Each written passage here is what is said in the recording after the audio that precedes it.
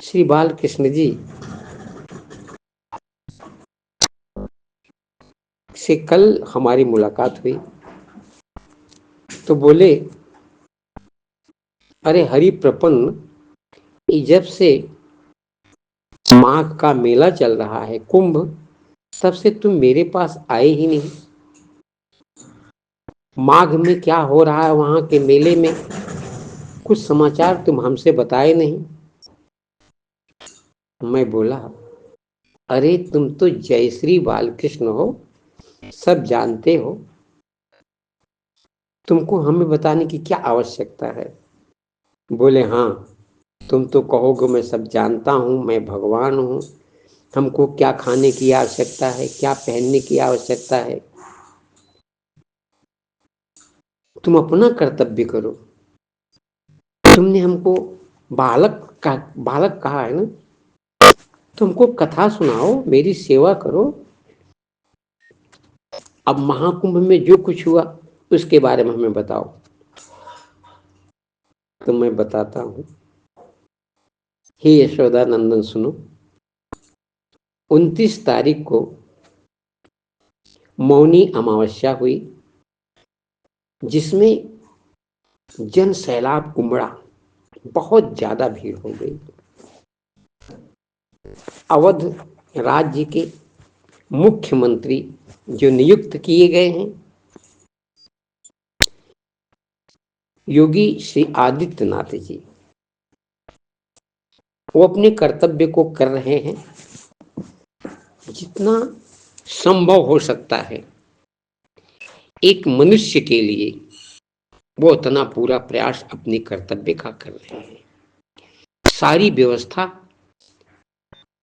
पूर्ण प्रयास करके उन्होंने व्यवस्थित की, परंतु ऐसा तो कोई है नहीं जो पूरा कर सके। मनुष्य एक राम और कृष्ण ही, जिसमें खड़ ऐश्वर्य है, उनको छोड़ करके जो भी मनुष्य है वह कभी किसी चीज को पूर्ण नहीं कर सकता। उसमें बहुत भीड़ हो जाने की वजह से जो संगम के एकदम तीर्थ में पहुंचे हुए कुछ यात्री पहले से ही थे, वो सोचे सुबह में कल मौनी अमावस्या होगी, हम लोग यहीं स्नान करेंगे और वहीं सो गए। पुलिस ने अनाउंस किया कि यहाँ इस तीर्थ स्थान पर यहाँ कोई इस प्रांगण में न सोए, और सुबह होते होते डीजीपी जी ने अनाउंस भी किया कि उठो, जो सोवत है सो खोवत है, उठ जाओ तुम लोग। परंतु थके हुए यात्री वहां सोए रहे। मेरे तो समझ में आता है उन लोगों के मन में एक रहा होगा, वाल्मीकि जी का लिखा हुआ, त्वत्तीरे बस्तस त्वदम्ब उपयुतस त्वदीपिक उपेंगतस त्वन्नाम स्मरतस त्वदर्पित श्यान में शरीर व्यय त्वत्तीरे तरकोट रांतर्गते गंगे विहंगे वरम त्वनीरे नरकांत कारिण वरम मत्स्यो अथवा कच्छप। उन लोगों ने प्रतिज्ञा कर लिया था कि मैं गंगा जी के किनारे ही रहूंगा सदा सदा के लिए, चाहे कच्छप हो जाऊं, कीड़ा हो जाऊं, ऐसा सोच करके सो गए। तो इनके मन में रहा होगा, मैं यह कहता नहीं, निश्चित उनकी आत्मा में रहा होगा कि मैं गंगा जी के किनारे ही अपनी शरीर को छोड़कर आत्मा श्री रामचंद्र जी में समर्पित कर दूं। तो ऐसी 30 यात्री अपने शरीर को वहीं त्याग दिए और अपनी आत्मा को राम में विलीन कर दिया। राम मतलब वहाँ की जो सनातन सभ्यता है, संस्कृति है, संत महात्मा हैं, उनकी आवाज से जो शब्द निकल रहे हैं वो राम ही हैं, वो उसमें समा गए। अब दूसरे दिन 30 तारीख को वहाँ के ऋषि जो एकत्र हुए थे, उनमें से मुक्तेश्वरानंद जी महाराज शंकराचार्य जी हैं, जो बहुत विख्यात हैं और उन्हीं की वजह से धर्म चल रहा है। उनको ये मृत्यु हुई, उनको अच्छा नहीं लगा, बहुत कष्ट हुआ और उनकी आत्मा विकल होकर रो गई और चिल्ला दे भावावेश में आकर के माननीय मुख्यमंत्री जी को जो कुछ उनसे मुंह से निकला ऊट पटांग कह दिए, जैसे माता पिता अपने बच्चों को डांट देते हैं, मर जा, परंतु उनके मन में ऐसा नहीं रखता। ऐसे वो ऋषि जी ने हमारे माननीय मंत्री जी को डांट दिया, परंतु उनके मन में भावना यह है कि कार्य आगे का बहुत बढ़िया हो, इसलिए उन्होंने डांटा। बहुत सारे लोग अपनी अपनी बुद्धि से, मैं तो ये कहूंगा वहां विपक्ष में कोई नहीं है, क्योंकि भारत में रहने वाले सभी सनातनी हैं। पार्टी में चाहे जो हो, लेकिन हृदय में सब राम और कृष्ण ही निवास कर रहे हैं। सबके अंदर ये भारत बसा हुआ है।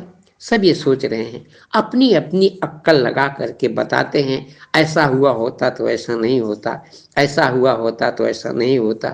ये गड़बड़ी हो गई तो किसी के कार्य में तो सब लोग कुछ न कुछ गड़बड़ी बताते हैं। लल्ला, एक चीज मेरे समझ में विशेष आई, राम शाम के टाइम 9 बजे ब्लैक एंड व्हाइट में एक सुधीर चौधरी जी हैं, बहुत अच्छा बोलते हैं। उनका बोलना, उनका भाव हमको बहुत अच्छा लगता है। वो कल आकर के बोले कि अमेरिका के सैटेलाइट से ये देखा गया कि ये संगम का नोज है, यहाँ बहुत ज्यादा भीड़ इकट्ठा हो गई है। उनके दिमाग में एक चीज ये आ गई, उन्होंने कहा कि यहाँ 2 जातियों में बट गए हैं लोग, एक वीआईपी और एक आम आदमी। वीआईपी लोगों के लिए सब रास्ता छूट है, वो कुछ ही पल में अपने घर से निकलेंगे, अपनी वाहन से पहुंच जाएंगे, उनको कोई रोक टोक नहीं होगी, स्नान करेंगे और अमृत लेकर के वापस चले जाएंगे। ऐसा अगर नहीं हुआ होता, आज माननीय मंत्री जी ने घोषित कर दिया अब कोई वीआईपी वाहन और वीआईपी जिसके ऊपर पोस्टर लगा होगा यहां नहीं आएगा। अगर ऐसा पहले से ही हुआ होता तो कितना अच्छा होता। हमारे संविधान में वीआईपी के लिए कोई जगह नहीं है, परंतु मैं कहता हूं चौधरी जी, वीआईपी की व्यवस्था आज से नहीं है, ये लगातार चली आ रही है। संत महात्मा भी वीआईपी हैं, जिसको शंकराचार्य जी ने भी कहा। शंकराचार्य जी भी वीआईपी की तरह रहते हैं, उनके शिष्य हैं, तो चांदी के सिंहासन पर बैठते हैं, उनकी सेवा होती है, उनके बैठने उठने की सारी व्यवस्था वीआईपी जैसे होती है। ऐसे जो ऋषि मुनि हैं वो वीआईपी हैं, ऐसे मनुष्य में भी वीआईपी लोग हैं जिनके लिए ऐसी व्यवस्था मजबूरन करनी पड़ती है। और आज की परंपरा नहीं है, परंपरा कोई एकाएक त्यागा भी नहीं जा सकता है। यद्यपि योगी जी सम देखते हैं, परंतु जो पहले से परंपरा चली आ रही है उसका पालन करना पड़ा, जिसके लिए वहां एक क्षेत्र ऐसा था जो मात्र वीआईपी लोगों के लिए था और वह खाली दिखाया उन्होंने।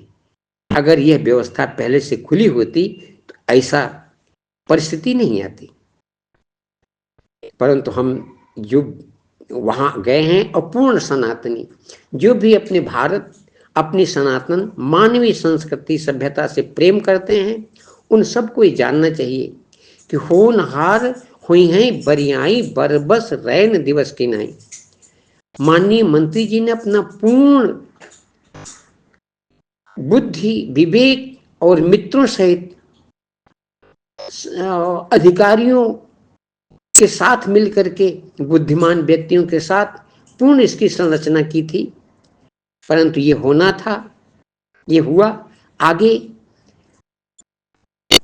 कल हम लोगों ने मास पारायण में श्री हनुमान जी सुंदरकांड के माध्यम से लंका में पहुंच गए हैं। वहां राक्षसों को समझा, सीता जी का दर्शन किया, वहां का समाचार आकर के रामचंद्र जी को फिर बताए।